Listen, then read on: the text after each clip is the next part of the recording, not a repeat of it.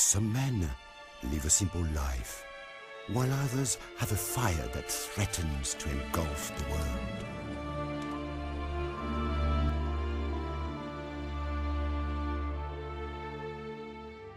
Bonjour, and welcome to another episode of Life as a Léger. On this episode, we're going to be looking at the specific headgear of the light infantry during the Napoleonic Wars. Almost every soldier would be issued at least two pieces of headgear. This would include your shako, which would be your main headgear, and your fatigue cap, or bonnet de police, or poquelin in later years. The example we have here is the bonnet de police, which was the earlier design of the fatigue cap. And we're going to go into a lot more detail about both these pieces of headgear and how they were worn. Let's get started. So the first piece of headgear that we're going to look at is the fatigue cap, or the bonnet de police, as this example here. Now, as I said in a previous episode, that the companies were distinguished on different markings on their uniforms, like how with the Habib vest, where you had the yellow collars, red piping on them, as well as the green epaulets. The same concept applies for the fatigue cap. A good example for a voltigeur bonnet de police would be having a yellow horn on the front of the bonnet de police, and these would vary. If you were a chasseur, these would be white, carabinier, which would be a red grenade, and they would all be the same, dark blue with the white piping along the edges, and also a tassel that would be hanging from the tip of the bonnet de police. With this one being a specific NCO bonnet de police, I have a special gold trim on the tassel itself.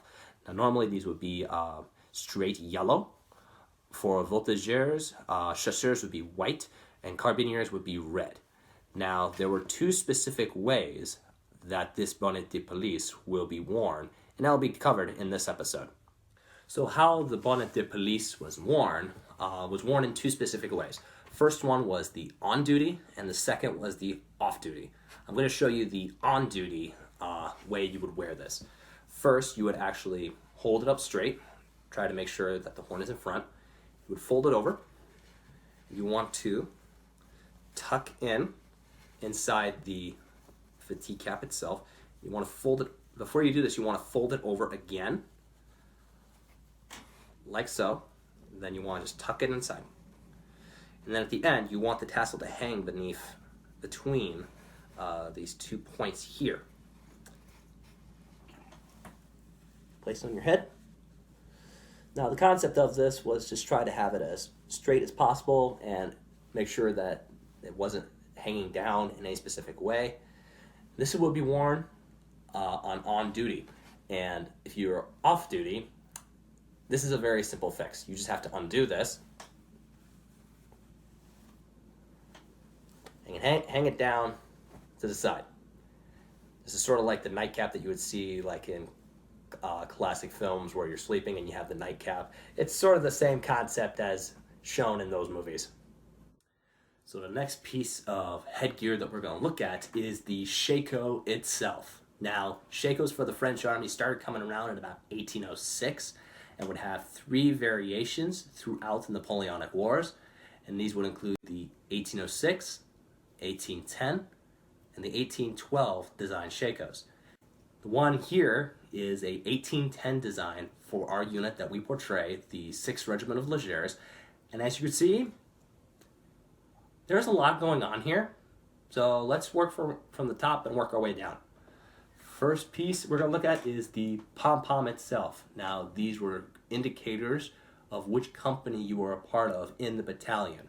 At least for a Léger battalion, you would have your wing companies, your voltigeurs on the left, which would have the yellow on their pom-poms, and the carabiniers on the right with red pom-poms. Now, for the four chasseur companies in the battalion line, you would have green for the first, blue for the second, orange for the third, and purple for the fourth company, as in this diagram here. There is also information out there where there would be a white circle in the front of the pom-pom, and in that circle would be a printed number of the exact battalion you were a part of in the regimental line itself, as seen in some of the pictures in this video.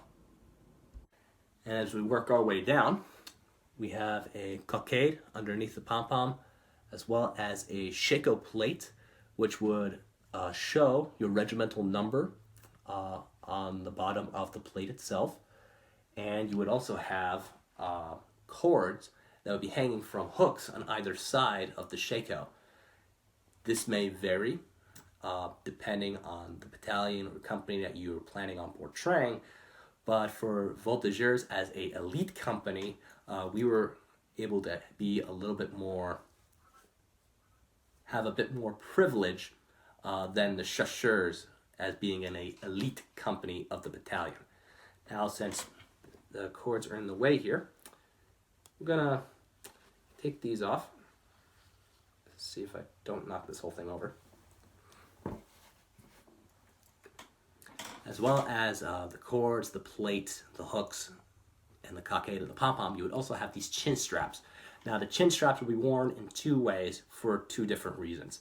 The first reason would be if you were on parade or just on march, these would be hanging up the way they are and tied behind the pom-pom.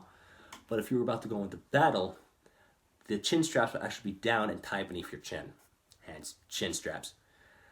They say they have these to prevent sabers getting at their necks from cavalry. I've heard it from a few sources, but it remains to be seen. And the last thing, in terms of for detail for the shako, you would have the boss here. Now, for Leger battalions, you would have a horn actually imprinted on the boss itself, which would be connected between the shako and the chin straps itself to keep it in place. So the last piece of headgear equipment you would be issued would be your shako cover. And this is mainly to maintain and try to protect your shako, especially if it was raining, if it was snowing. Just try to keep the shako maintained throughout the winter campaigns or when it's raining. Now, these may vary between the black as shown here and white, as well as they were in oilcloth as well. That would be issued to the soldiers. Now, some of the accounts say that they would actually have the regimental number imprinted on the shako cover itself and up front where the shako plate would be. Now, there were two ways you would specifically wear it. Now, this is the way wearing it if you had the flaps in the back tied up behind the pom-pom on top of the shako. Now, if you had this the other way, which would be to untie the straps here, then this would fold down.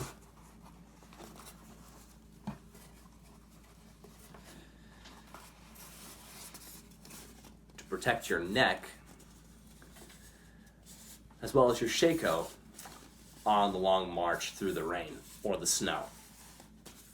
And that is all of the headgear that the light infantry of the Napoleonic Wars for the French army would have been issued and would have been worn throughout the campaigns. If you like what you see here, be sure to subscribe to see more and follow us on Instagram and our Facebook page. Until the next one, mon amis.